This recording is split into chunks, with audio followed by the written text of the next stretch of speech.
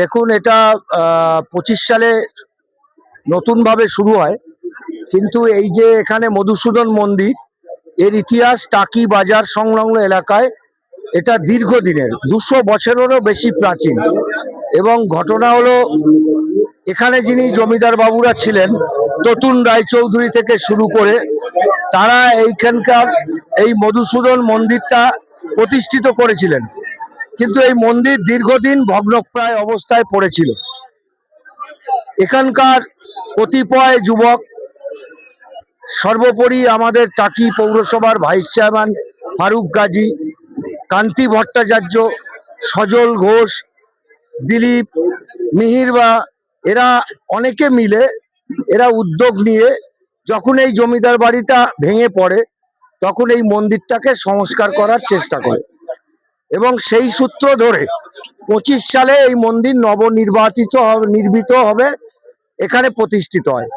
এবং মধুসূদনের মূর্তি, এটা কোষ্ঠী পাথরের মূর্তি, এবং এই মন্দির আবার নবরূপে সেজে ওঠে গত 25 সাল থেকে। সুন্দরভাবে পুজো, এবং এই আমাদের অক্ষয় তৃতীয়ার দিন সমস্ত মানুষ এক জায়গায় থেকে আমাদের মুরলীধর, তার ভোগ, গোপালের ভোগ আমরা সবাই একসাথে খাই। এটা টাকির কৃষ্টি, টাকির সংস্কৃতির ঐতিহ্যকে বহন করে নেওয়ার জন্য আমরা সবাই একত্রিতভাবে এই অনুষ্ঠানটা করি।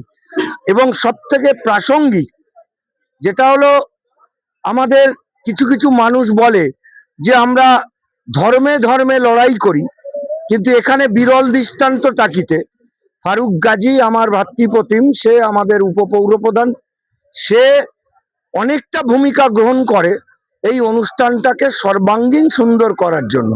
তাকে আমরা সবাই, হিন্দু ধর্মাবলম্বী যারা আছি, আমরা তাকে সহযোগিতা করি। এই যে অনুষ্ঠানটা মূলত মধুসূদনের মূর্তি প্রতিষ্ঠা এবং নবরূপে প্রতিষ্ঠা করার যে প্রয়াস, তারই ভিত্তিতে গত বছর থেকে এই অনুষ্ঠানটা শুরু হয়েছে। আপনি শুনলেন যে 200 বছরে অধিককালের এই মূর্তি, বা তারও আগের, যার কোনো আমাদের কাছে কোনো ইতিহাস এই মুহূর্তে নেই।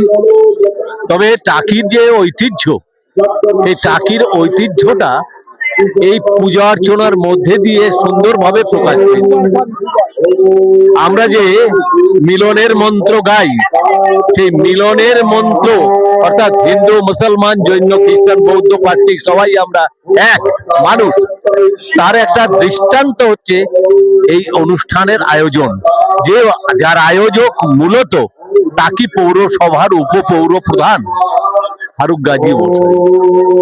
ফারুক গাজী মশাইয়ের উদ্যোগে এটা গত বছর থেকে শুরু হয়েছে, বছর চলছে।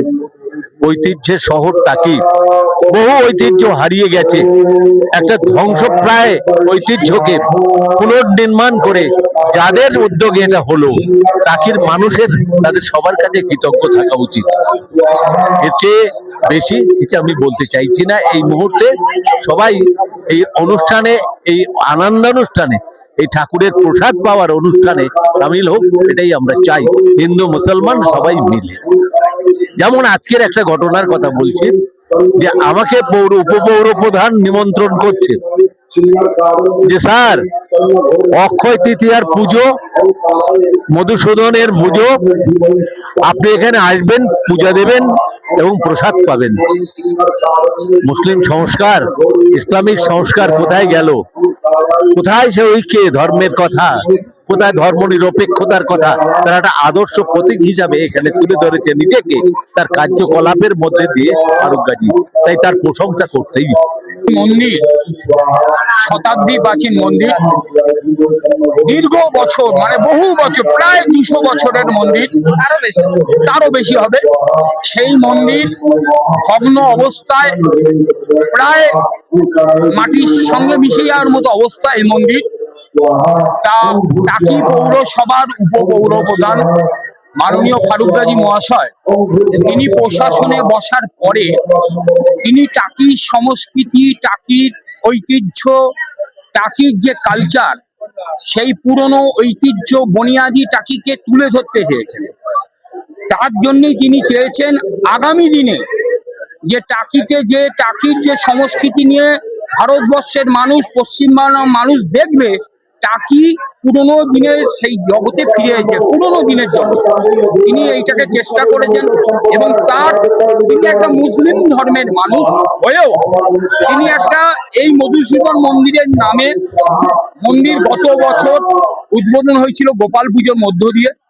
তারপরে উনি দুর্গাপুজো 2025-এ দুর্গাপুজো করেছেন মধুসূদন মন্দির কমিটির পক্ষ থেকে। আমরা প্রায় 100 জন, এখানে 100 জনের ঊর্ধ্বে আমরা মন্দির কমিটির সদস্য আছি। আমরা বড় করে এই পুজো করেছিলাম এবং দুর্গা প্রতিমায় আমাদের প্রথম স্থান অধিকার করেছিল। আগামী বছর 2026-এর শারদ উৎসব আমরা আরো বড় মাপের করে এখানে অনুষ্ঠান অনুষ্ঠিত করব এবং তিনি অন্য ধর্মের হয়েও টাকির যে কালচার, হিন্দু ধর্মের মানুষ মুসলিম ধর্মের মানুষের মধ্যে যে মেল বন্ধন, সেই মেল বন্ধনকে তিনি আরো অটুট রাখতে চেয়েছেন। মানে এটাই টাকির সংস্কৃতি। এখানে কোনো রাজনীতি হয় না, এখানে কোনো ধর্মের ভেদাভেদ হয় না, এখানে কোনো জাতির ভেদাভেদ। আমরা চাই টাকির মানুষ টাকির সংস্কৃতিকে পুনরায় পুনরুজ্জীবিত করতে। এইটা হচ্ছে মধুসূদন মন্দির কমিটি থেকে আমার বক্তব্য।